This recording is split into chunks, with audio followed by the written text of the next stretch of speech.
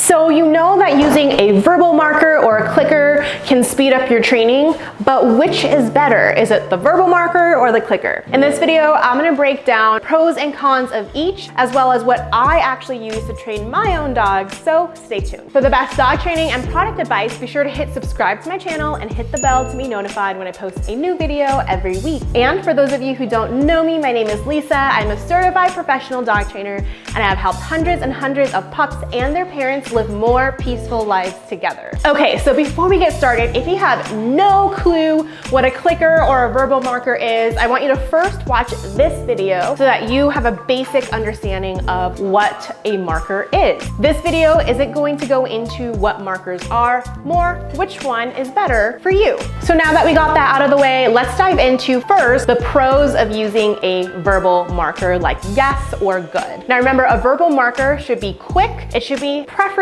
a one-syllable word, and you should be able to use this word consistently pretty much every time. Now, the first pro of using a verbal marker is that you always have your voice with you. So unlike a clicker where you have to remember to have it with you if you want to train, you already have your voice with you. So if you see a good behavior that you like, you can easily mark that with your verbal marker like yes or good, and then give them a treat. The second pro to using a verbal marker is that if you're new to training and lack coordination, which is what us trainers like to call training mechanics, using your voice is going to be much easier. It's one less thing to worry about. You don't have to fumble with a clicker, accidentally drop it, etc. You already do have to use one of your hands to deliver the treat. You also have to carry the leash if you're outside. So the clicker can sometimes add more stress and do more harm than good. So you can see that verbal marking sounds great so far, but what are the cons of using a verbal marker? The first con is that if your entire family is training, not all of you are going to be using the marker word consistently. For example, a male adult voice is going to sound different than a young child. And the key to really having a successful verbal marker is that it sounds consistent. Now, just because you have a family with different voices, that doesn't mean it's a deal breaker. You can still train. It just might not be as effective as if you were speaking consistently every single time.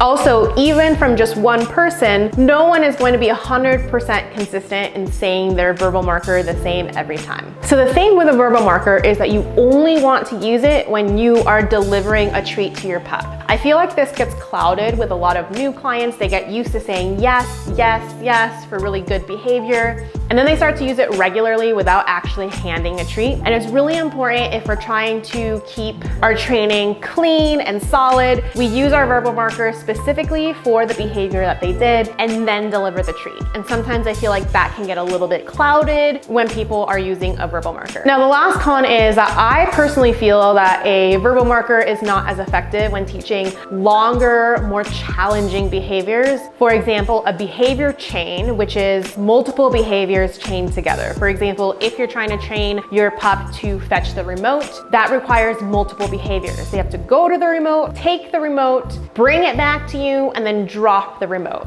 To me, this is where a clicker can be just a little bit more precise. Which brings me into the pros of using a clicker. So just as mentioned, the clicker to me is a little bit more precise. So when teaching these complicated behaviors, I feel, at least for me, a lot of the behaviors will be trained faster with a clicker. And I think this might be more of a human psychology element as well. When you have your clicker, when you're training, you're just a little bit more on top of it, which is the other pro is that I feel like when people have their clicker, they're less likely to just randomly click it, and they're more in this training mode, they're more focused, and they're more on top of just keeping their training really clean. It's almost like the trainer just takes it a little bit more seriously versus the verbal marker. From what I've seen is that people tend to just be a little bit more casual about it. Which, side note, when I say clean training, I'm talking about people being really cognizant of the timing of their click, the timing of their cues, their body language when they're cueing, and how they're delivering the treat.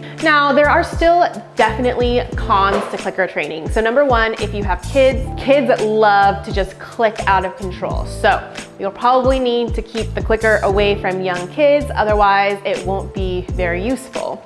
The other con is that it's just a little bit harder to handle, especially for something like loose leash walking where you're holding a leash, you're trying to act natural. I find that most people find using a verbal marker like yes, find it much easier. Now, side note though, is if you're using a clicker ring, which is a new version of the clicker, I find it to be way easier to teach loose leash walking with the clicker ring and just training in general. They just came out with the clicker ring last year, I think, so it's a new version of the clicker. Up until last year, I was using just a regular clicker, so it's not like you have to have it, but now that I've used the clicker ring, I just cannot go back to a regular clicker. Now, the clicker ring is definitely more expensive. A regular clicker you can find for pretty cheap on Amazon. The clicker ring is only offered through Karen Pryor right now, but you really only have to buy it one time, unless you're like me and you lose a lot of stuff. But if you're careful and you keep it in the same place, you only have to buy it one time.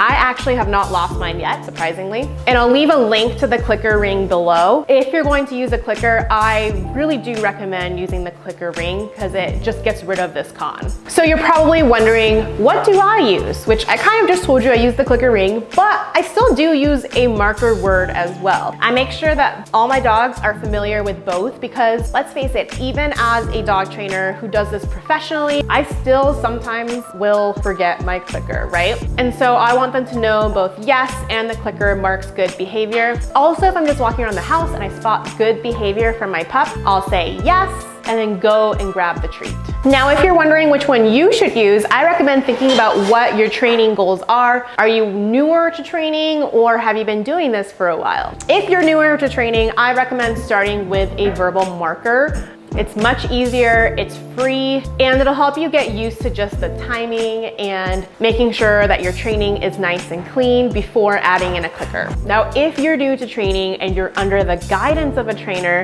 and they recommend using a clicker, then of course, by all means, use a clicker. And I personally find that a clicker is faster to train. Also, if you're trying to train your pup to do more complicated things, like how to turn on and off lights, which by the way, shameless plug, I teach you how to do that in my online course, Party Pup Training, which is my party tricks course.